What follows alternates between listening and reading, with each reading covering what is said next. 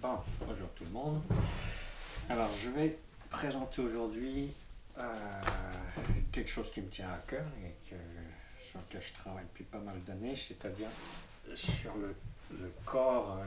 C'est un cours que j'appelle le corps multidimensionnel et qui se veut une compréhension du corps humain suivant enfin, une approche multidimensionnelle du corps humain, ou plutôt le passage du corps physique qu'on peut percevoir dans le monde ordinaire, au passage au corps énergétique et au plan plus subtil du corps. Alors, tout ça, ça se situe dans le contexte de la vision spirituelle de la création, c'est-à-dire que c'est l'esprit qui crée la matière, mais avec un esprit critique, c'est-à-dire si c'est vraiment l'esprit qui crée la matière, ça veut dire que en partant de la matière, il doit y avoir une méthode pour retrouver l'esprit. Si l'esprit est derrière la matière, si l'esprit crée la matière, si l'esprit fait fonctionner, crée le corps et fait fonctionner le corps, ça veut dire qu'en observant suffisamment bien le corps et avec une méthode d'observation adéquate, on peut retrouver les forces spirituelles qui agissent dans le corps. Donc ça, c'est logique. Donc voilà, c'est la question que je me suis posée. Donc, le contexte, pour ceux qui ne connaissent pas, c'est que je suis thérapeute shiatsu, donc je travaille avec les énergies du corps.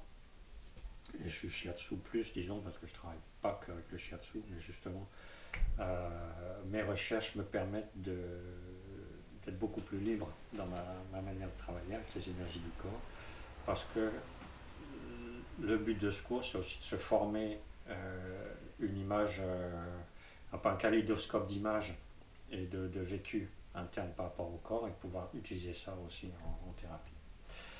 Donc on peut l'utiliser en connaissance de soi-même, mais aussi quand on est thérapeute, il y a aussi une application pratique directe.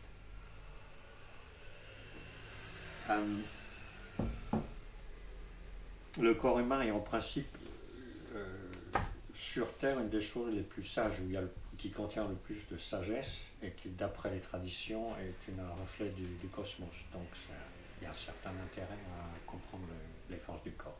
Ça nous fait retrouver le cosmos entier, pas seulement le corps humain. Alors j'ai fait une petite note pour rien oublier, parce qu'il y en a pas mal. Donc la question que je me pose, c'est est-ce que je peux, en partant de l'observation du visible, c'est-à-dire l'anatomie, la physiologie telles qu'on les connaît, est-ce que je peux trouver un moyen pour remonter aux forces spirituelles derrière? Et la deuxième question derrière, c'est si je retrouve les forces énergétiques et spirituelles qui agissent dans le corps, quels sont les rapports avec les forces de mon âme? Est-ce que ce sont les mêmes forces? Est-ce qu'on est structuré pareil? Est-ce que ce sont des forces similaires mais qui interagissent l'une avec l'autre? Donc c'est aussi la question comment l'âme et le corps interagissent ensemble. Donc c'est un peu chercher un domaine commun entre le corps et l'âme, avec évidemment des applications aussi de transformation de soi, donc thérapeutique, méditative et de transformation. Donc voilà, c'est un vaste programme, mais c'est des tout petits pas à faire. Et ce sera à longueur, je vous préviens, ça ne se fait pas tout seul.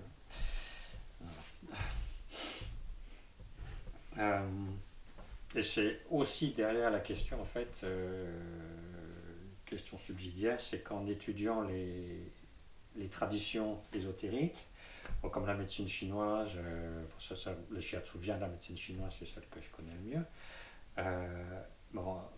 c'est des systèmes de correspondance. Par exemple, les organes correspondent à des planètes. Et si on regarde les systèmes de correspondance suivant la médecine chinoise, suivant la Kabbale ou suivant qu'est-ce que j'ai regardé d'autre, l'anthroposophie, j'étudie l'anthroposophie, on voit que les correspondances, parfois c'est les mêmes, parfois c'est pas les mêmes. Donc c'est assez embêtant. Donc de revenir à l'observation simple du corps physique, c'est une manière de se retrouver les correspondances par soi-même. Donc retrouver en fait la connaissance traditionnelle, mais par son propre chemin intérieur. Donc ça veut dire une indépendance par rapport à toutes les traditions. Voilà.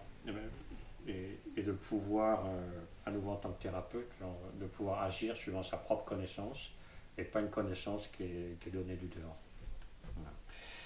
Donc il y a pas mal de choses. Voilà, ça c'est l'introduction.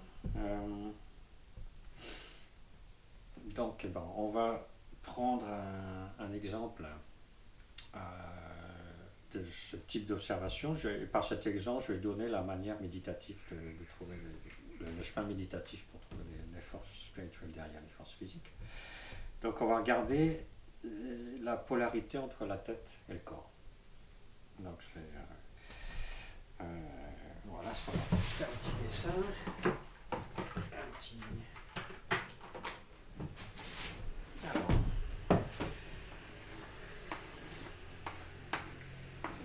voilà, ça, donc on a un petit gugus, voilà.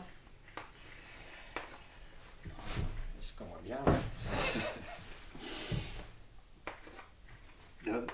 Donc on va examiner un peu qu'est-ce qui se passe au niveau de la tête, qu'est-ce qui se passe au niveau du corps et pourquoi j'appelle ça une polarité. Pourquoi on appelle ça une polarité? Déjà, au niveau de la forme simple, hein, c'est que la tête, on est sur du rond.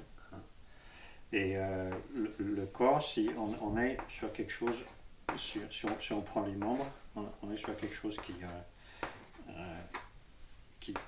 est plutôt dans ce genre de format. Hein. C'est-à-dire on est dans une relation intérieure-extérieure, mais on est dans une relation active, d'action. Soit on se déplace, mouvement, soit on va faire quelque chose avec les mains, création. On est dans une dynamique de mouvement.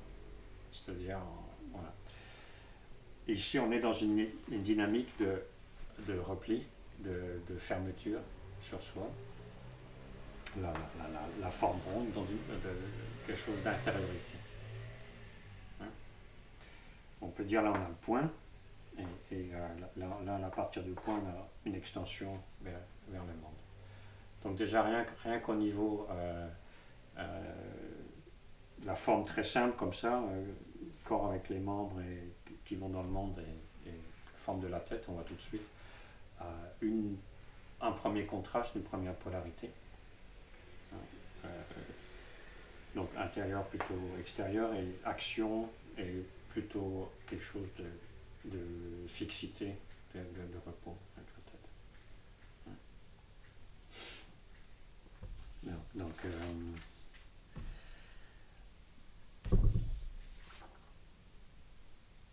on peut.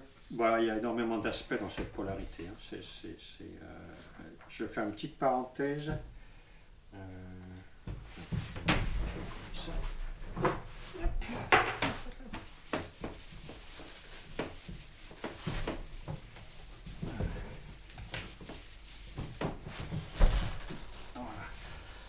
Je fais une petite parenthèse via le monde animal.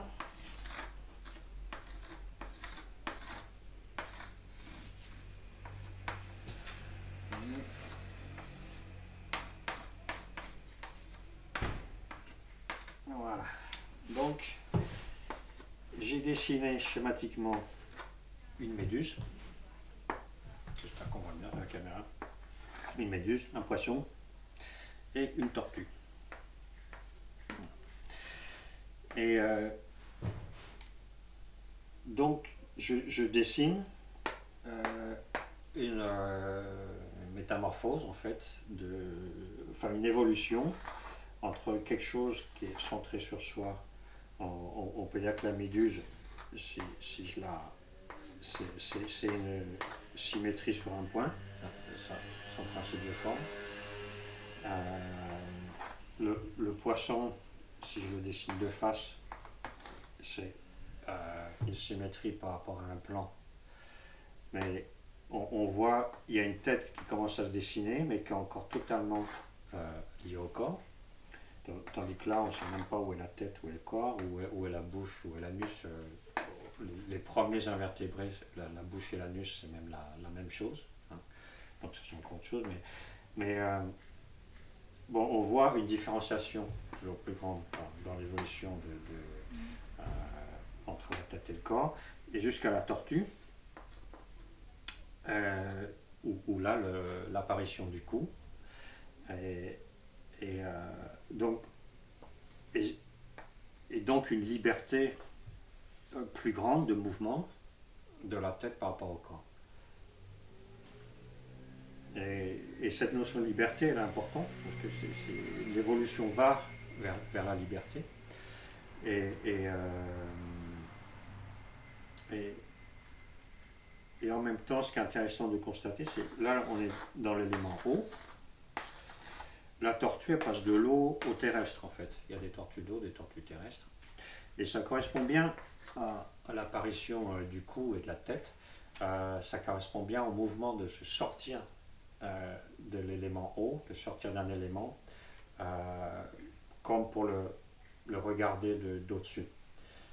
C'est-à-dire, en plus clair, on dit comme un poisson dans l'eau. Hein, c'est parce que le poisson est en absolue harmonie avec son élément, parce qu'il ne peut pas en sortir. Il ne peut pas se rendre compte qu'il est dans l'eau. Ça veut dire que sa conscience, elle fait encore un avec où il habite. Hein, tandis que là, on voit dans l'évolution du cou, il y a quelque chose qui commence à se détacher en fait du milieu ambiant. Et ça explique très bien le passage de l'élément eau à l'élément terre, puisque si on passe du fluide au solide, le fluide au solide, le solide c'est quoi? C'est quelque chose où les éléments sont beaucoup plus séparés. On peut les distinguer les uns des autres, c'est le minéral, tandis que l'eau, évidemment, les choses sont beaucoup plus les unes dans les autres. Donc comme un poisson dans l'eau, c'est l'harmonie avec l'environnement, mais on peut dire pas de conscience individuelle, pas de conscience qui peut s'extraire de l'élément pour se regarder soi dans l'élément. Hein, ça veut dire ça. Là encore plus, hein, là c'est une conscience totalement dans l'élément qui ne peut pas sortir d'elle-même du tout, mais qui est totalement en harmonie avec l'eau, tellement d'ailleurs qu'elle est transparente, qu'elle est sa substance même est beaucoup plus proche de l'eau. Là, on a une densification de la substance. Et voilà.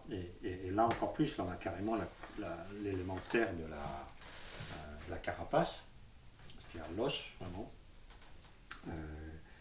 Donc voilà, on a tout ça, c'est la même logique en fait. Il y a une densification des substances, une solidification, et en même temps, donc quelque chose au niveau de la conscience, ce qui se passe, la capacité de se sortir du milieu ambiant.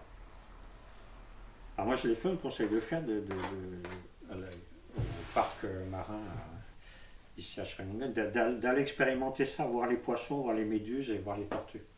Et essayer de capter le niveau de conscience de chacun. Et vous verrez, si vous arrivez à le faire, il n'y a pas photo, la conscience de la tortue est assez hallucinante, elle est beaucoup plus consciente. Il y a quelque chose de tout à fait différent dans l'ordre de conscience de ce qui se passe là et là.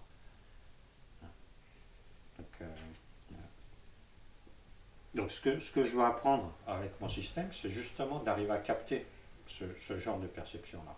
Comment on se met dans la conscience de ce qu'on observe. C'est exactement le sujet de ce cours, en fait. Donc voilà, ça c'était pour voir que dans le monde animal, si on l'observe, ce qui est important dans tout ce que je raconte, c'est qu'il n'y a pas de théorie. Hein. C'est l'observation pure, je ne suis pas en train de faire blablabla théorie, non, c'est ce qu'on observe, ce que la nature nous donne à voir. Purement. Voilà. Donc, on revient à notre petit bonhomme. Donc là, on est dans le coup. Peut-être qu'on va mettre la lumière, parce que je vais être de plus en plus obscur. Mon discours est clair, mais... Je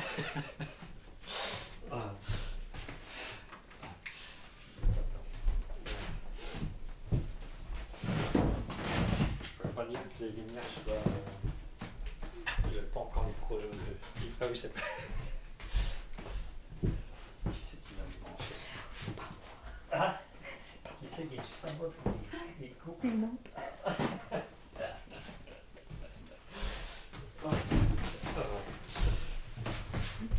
Voilà. Donc, voilà. On vient me mettre. Un petit bonhomme. Voilà. Donc, qu'est-ce qui se passe essentiellement au niveau de la tête? C'est on a pensée et perception. Ouais, on a les organes des sens sont principalement concentrés sur la tête. Donc, vision, nez, oreille, goût. Il n'y a que le toucher qui est répandu partout. Mais bon, c'est un cas spécial, le toucher. Voilà. Le toucher sous-tend tous les organes de perception, mais ça, c'est un truc. Voilà. Donc voilà, pensée, perception, pensée. Et ici, donc, métabolisme. Je prends dans le ventre, et dans le corps, je prends le plus corps du corps, c'est-à-dire le ventre. Dans le corps, une différenciation, évidemment, avec la poitrine et ventre, mais pour l'instant, je ne la fais pas. Donc, je prends la polarité maximum, en fait, qui est tête-ventre. Tête. Voilà. Donc, métabolisme, pensée, perception.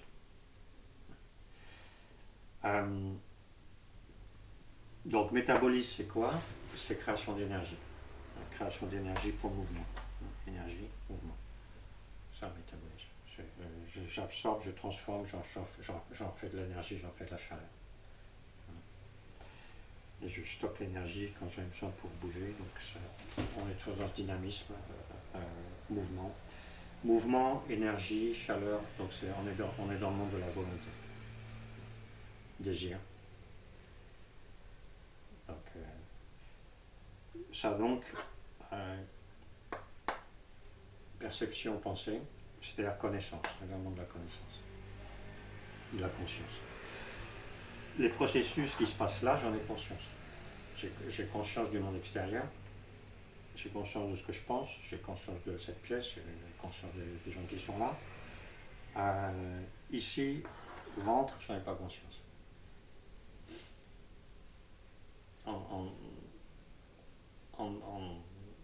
Je parle de la conscience ordinaire, j'en ai conscience quand je suis malade, donc c'est pas normal.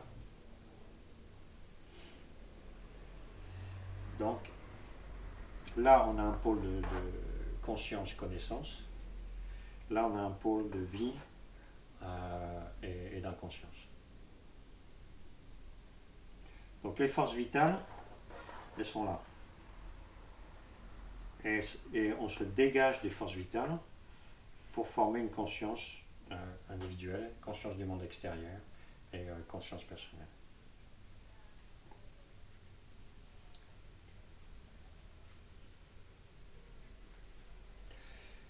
Ça se voit très bien dans l'alternative entre le sommeil et la veille. C'est-à-dire que quand je suis réveillé, ma perception est en éveil, je perçois moi et le monde, je perçois le monde et moi, peut-être plutôt. Et le résultat, c'est qu'en fin de journée, je suis fatigué. Ça veut dire que quand je suis conscient, la conscience me fatigue. Et j'ai besoin de repos. Repos, ça veut dire quoi? Ça veut dire que la conscience disparaît, je tombe dans l'inconscience, et qu'est-ce qui se passe? Ça me restaure. Donc on a à nouveau force de vie, force qui me restructure, qui me restaure, qui me redonne de la vie, qui me redonne de la force. Quand ma conscience n'est pas là, je me réveille, conscience, moi et le monde et moi, perception extérieure, qui sont dans le monde, fatigue. C'est-à-dire, pensée-perception, c'est quelque chose qui va du côté des forces de mort, des forces de fatigue, des forces de dégradation. C'est-à-dire que j'utilise de l'énergie pour pouvoir penser et percevoir par moi-même. Donc là, je pourrais... force de mort et force de vie. C'est vraiment, en fait, je suis dans cette polarité fondamentale dans laquelle on est sans arrêt. Voilà, c'est notre rythme de vie est axé là-dessus.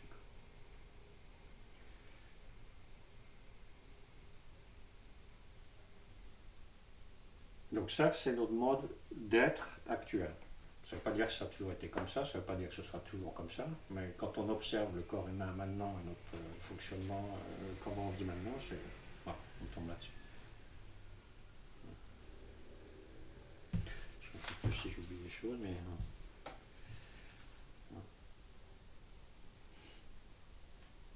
Donc on a vu aussi que s'extraire, c'est comme l'histoire de la tortue et des poissons et de la tortue. Je m'extrais du milieu ambiant.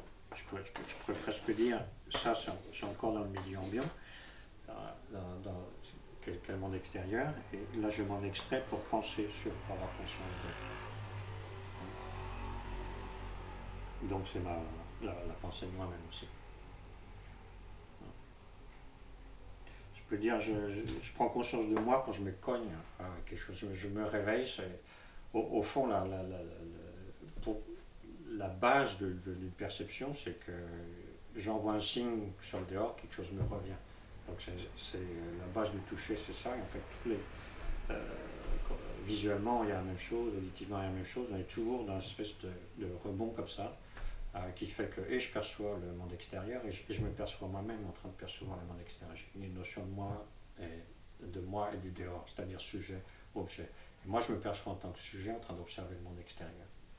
Et la pensée, sa fonction, c'est donc d'ordonner ces perceptions. Autrement, j'aurais que des perceptions séparées, sans aucun lien. Le rôle de la pensée, c'est le lien qui ordonne les perceptions. Donc, ça a un rôle d'ordre aussi. Ça aussi, c'est une polarité importante. Là, c'est mise en ordre des choses. Donc, clarté parce que je suis conscient, mise en ordre, conceptuelle, analytique. Là, c'est chaos, c'est les forces vitales chaotiques. Au point de vue forme, même, on le voit bien, tous les organes sont beaucoup plus mous, ont beaucoup moins de forme dans le ventre, hein, alors que le cerveau est beaucoup plus structuré. On peut retrouver les circonvolutions dans l'intestin grêle qu'on retrouve dans le cerveau au point de vue forme, mais dans le cerveau c'est beaucoup plus compact, beaucoup plus solide, tandis que là c'est beaucoup plus lourd. Et de toute façon,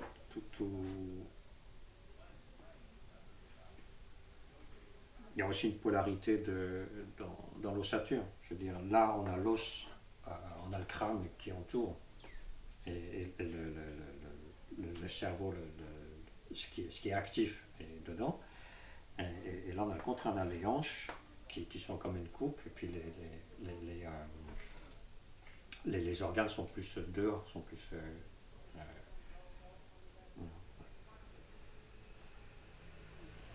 Donc voilà, je reviens à la polarité mort, vie, conscience, inconscience, veille, sommeil.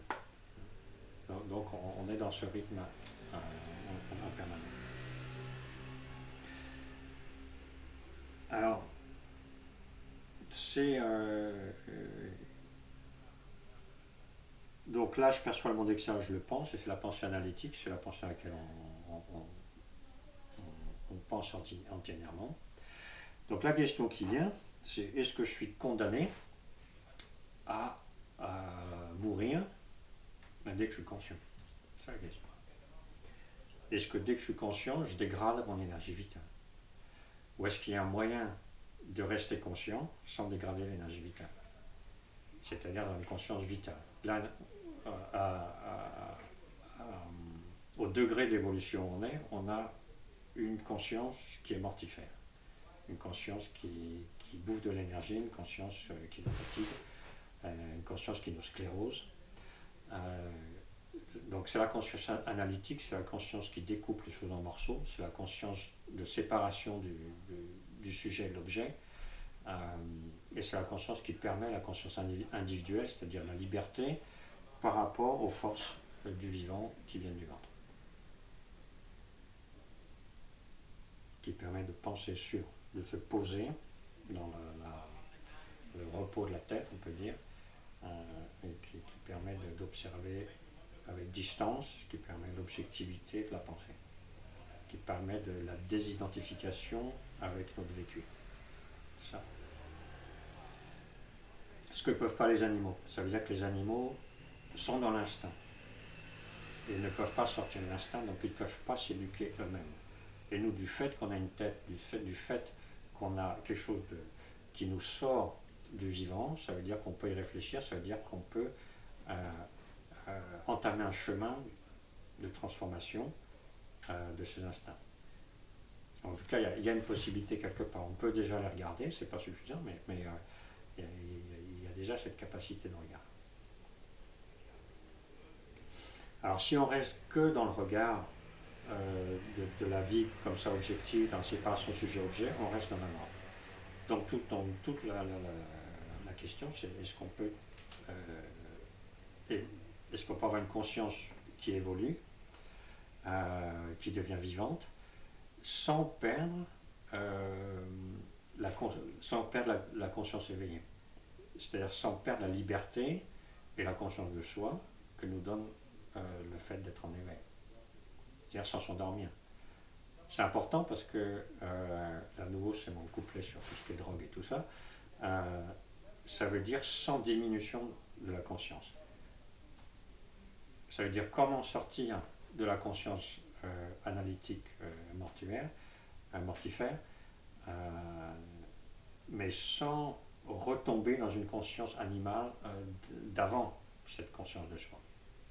Donc comment garder la conscience de soi, comment garder la conscience de veille qu'on connaît, mais sans qu'elle soit mortifère, qu'elle devienne vivante, qu'elle nous donne de l'énergie plutôt que de nous en prendre.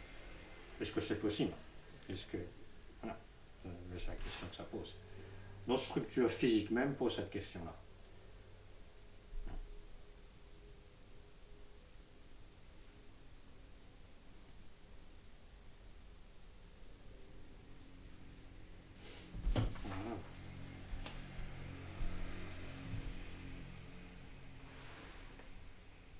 Donc ce que je veux apporter, c'est effectivement un chemin de transformation de cette conscience, c'est passer la conscience analytique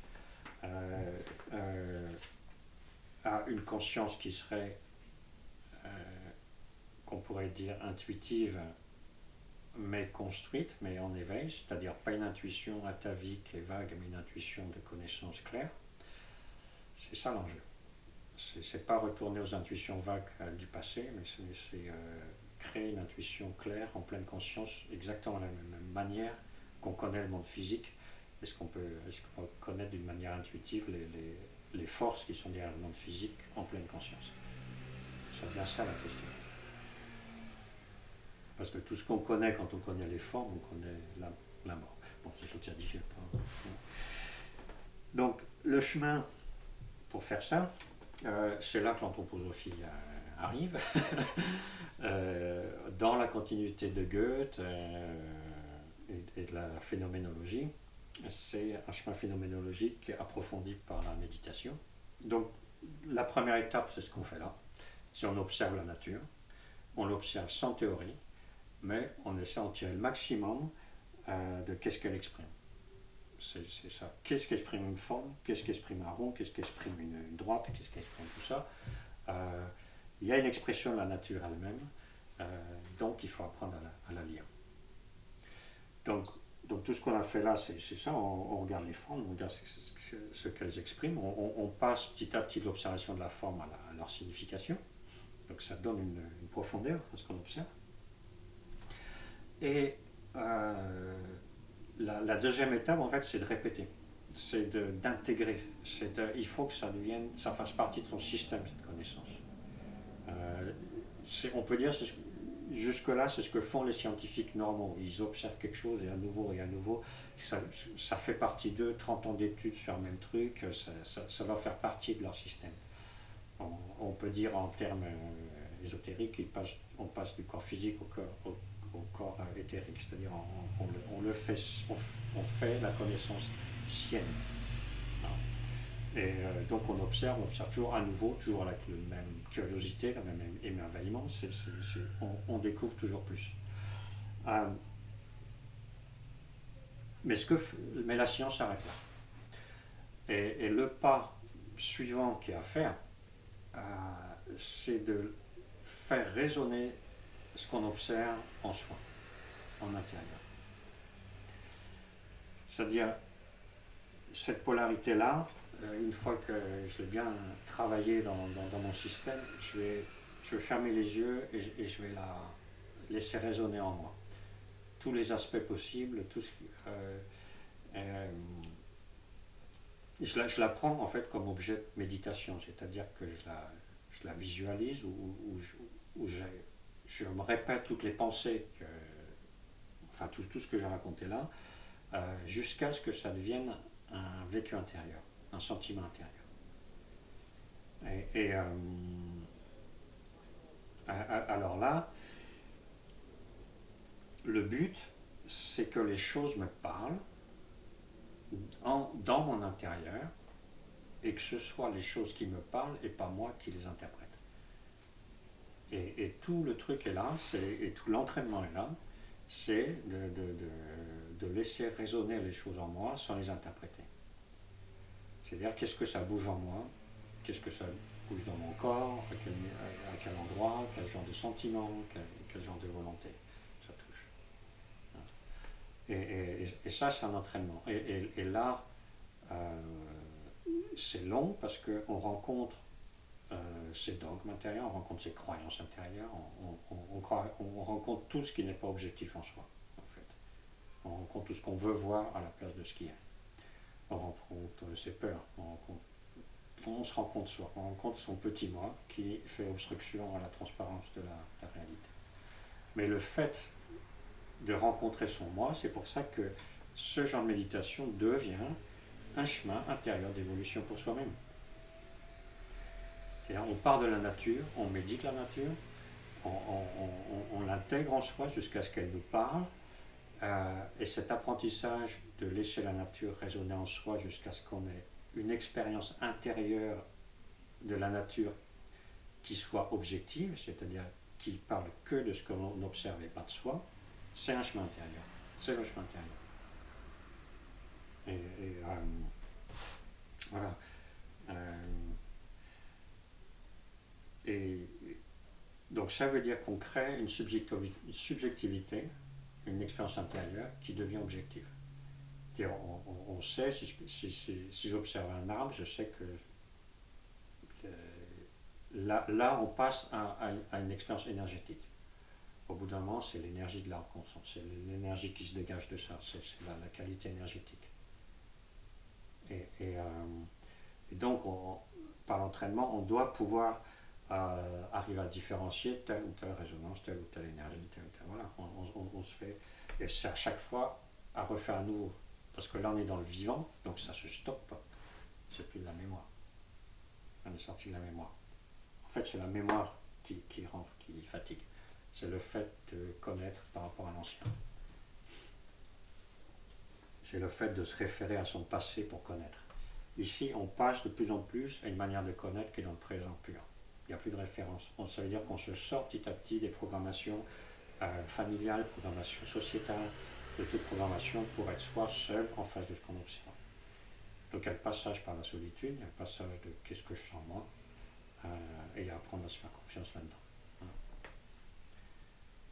Donc ça devient un chemin de connaissance du monde, connaissance de soi et développement de soi. Et ça devient un chemin spirituel en soi. Et la quatrième étape, ce serait de laisser résonner tout ça, c'est effacer tout ce qu'on a vu, laisser résonner et laisser résonner une espèce de silence intérieur qui en fait qui s'approche du soi. En fait, on va vers le soi. On va vers le soi.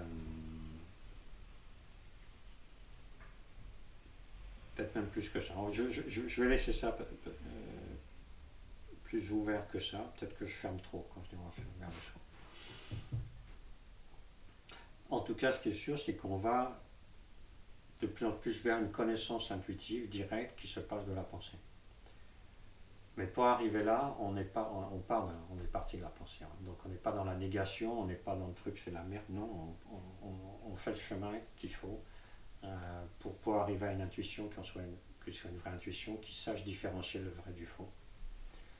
Parce que dans ce parcours-là, on apprend à différencier nos délires personnels, c'est ce que, de la nature qui nous parle vraiment.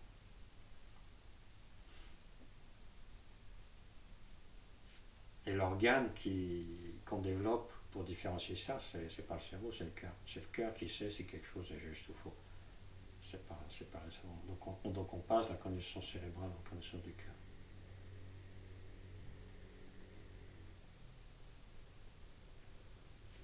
Donc voilà, j'ai dit à peu près ce que je voulais dire, je crois.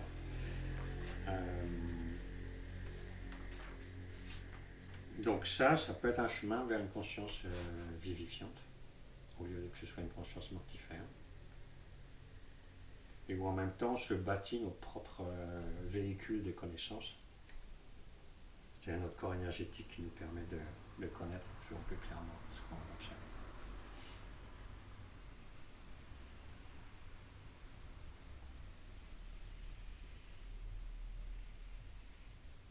Alors quand on fait ça, on voit qu'on s'affranchit effectivement de toutes les traditions, mais en même temps on les retrouve, mais par soi-même, et au niveau où on est, c'est-à-dire faut prendre le temps. Mais je pense, moi, qu'on est à... C'est important que cette autonomie dans la connaissance est vraiment importante à notre époque. C'est qu'on a passé beaucoup de temps à l'acquérir sur le plan de la matière. Maintenant, il faut l'acquérir sur le plan de la connaissance intérieure. Et je pense que si l'humanité fait pas ce pas-là, bon, c'est le merdier dans lequel on est en ce moment. Pour moi, c'est la source principale du merdier dans lequel on est en ce moment. C'est de rester bloqué sur la séparation sujet-objet, d'être incapable de retrouver un lien sujet-sujet avec la nature et l'environnement. C'est-à-dire très concrètement, moi je parle des âmes parce que pour moi c'est plus...